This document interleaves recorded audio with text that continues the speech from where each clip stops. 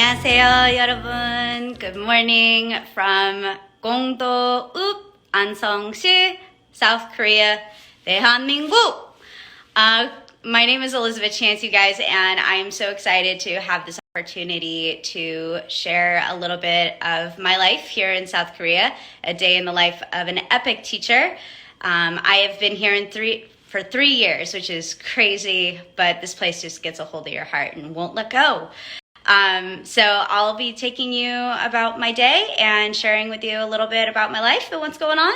I'd love to answer any questions, and I'll include my link up here to my personal page to follow, and I'll include a little box to ask me some questions as well. It is kind of early. Pardon me if I stumble over my words. You're the first people I'm talking to today. We're gonna hit the gym here in just a minute. So yeah, let's get ready to head to the gym, and I gotta take out some trash, and we're just gonna be fine. The light is actually coming out, so I don't have to walk in darkness. Yay! So let's go.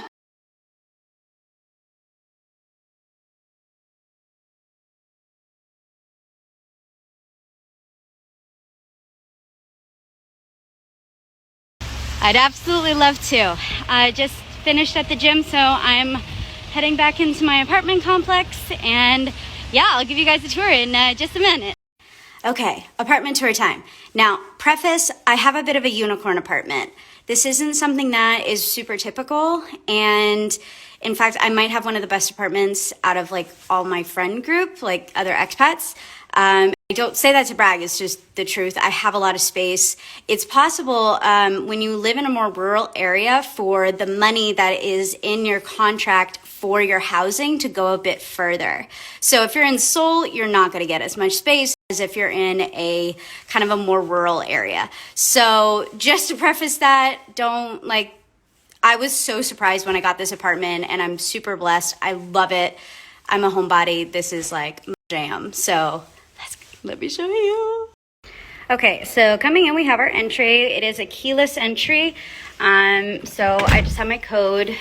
We have tons of storage, masks, shoes, bags, whatever.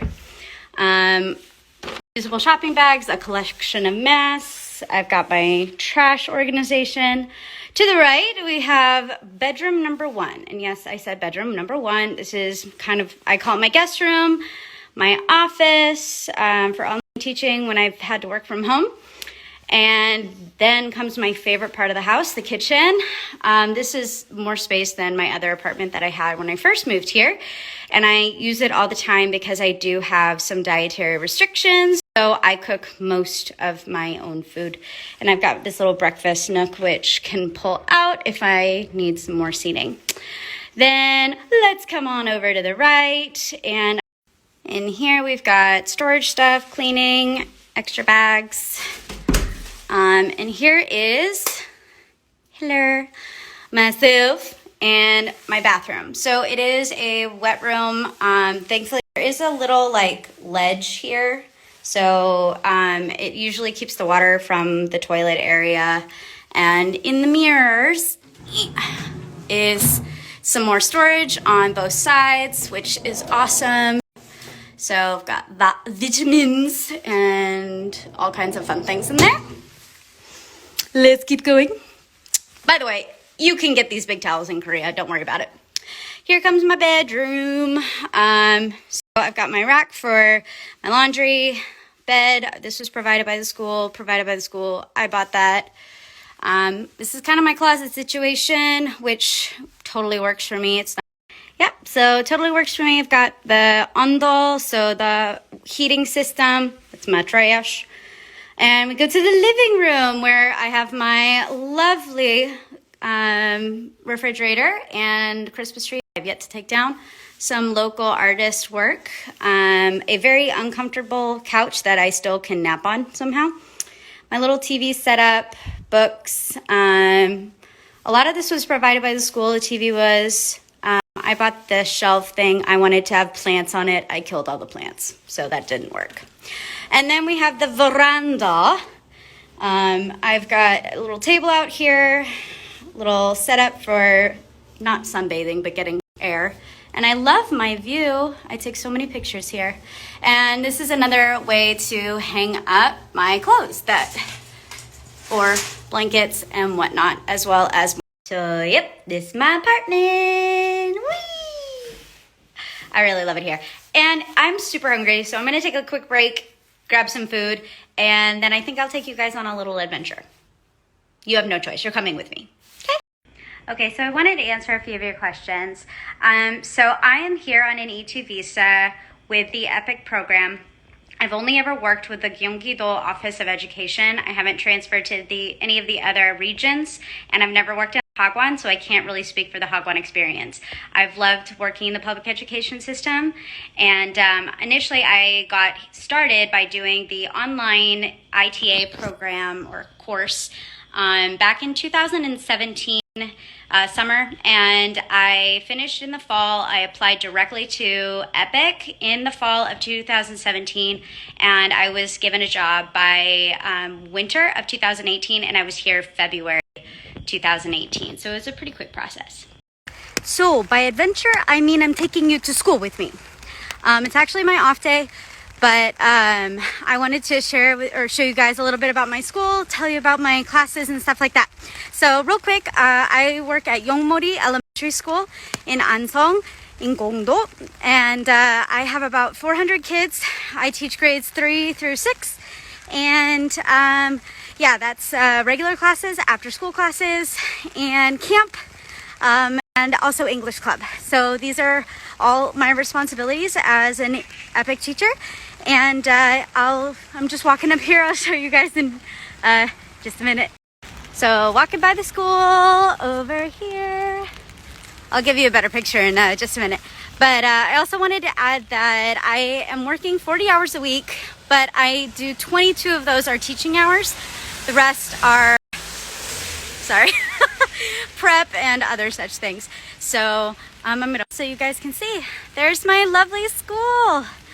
And the pencils, these are my favorite things ever. I don't know why, but they are. And yeah, we've got the big field. There's no really grass fields here for the most part. It's dirt. And yes, the school is 5 stories, and we've got K through 6th grade in our school. So they're doing some construction on it right now, but I'm gonna see if I can take you guys inside and show you around a little bit more. I'll see you guys again in a minute.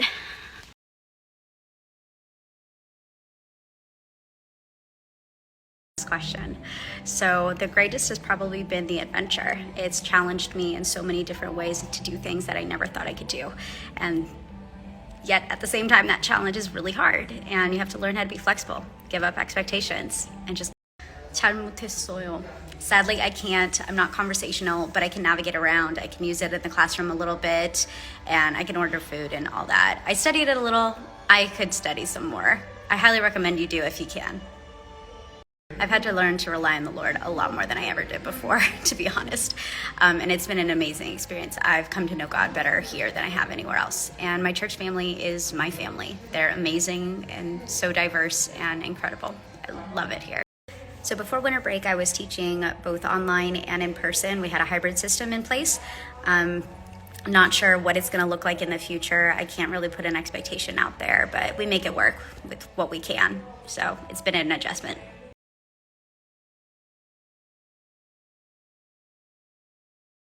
Absolutely. There's plenty of room to save money. It really is how well you budget your money.